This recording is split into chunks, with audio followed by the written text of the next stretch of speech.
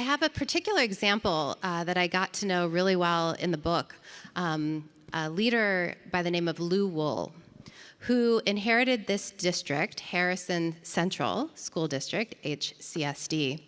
And he was a new leader to the district, and it's located in Westchester, New York.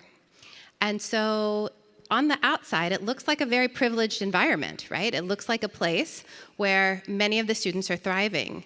But he dug really deep into his own data, looking across the entire district, and he noticed that more than 25% of his students were on free and reduced lunch.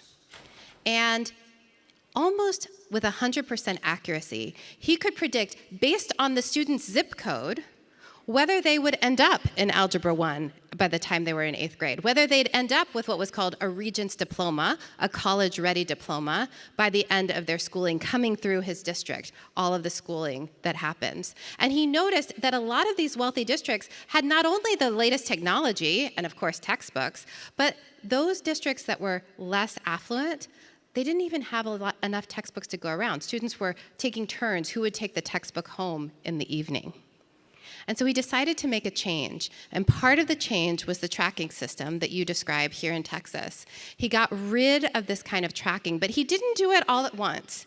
He sort of focused on thinking about how to redistribute some of the funds from one set of schools to others, which really upset a lot of the parents, wondering whether or not making these classes available to everybody was going to dumb down, right, reduce the rigor of these courses, make them less exclusive.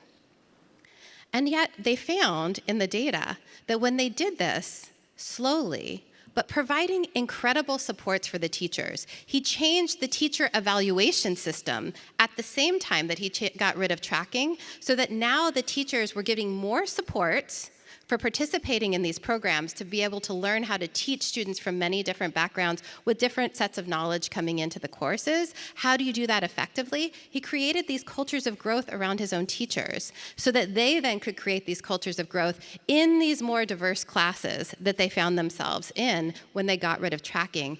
And ultimately what they found was that the racialized achievement gaps at the end of each one of these, end of elementary school, end of middle school, end of high school, were reduced to statistically zero. And that effect has held now for more than 15 years. So transforming these classrooms in this way is possible, but you can't just do it just by simply getting rid of sort of tracking. You have to provide that kind of culture of growth, that support for the teachers who are going to be implementing this change on the ground.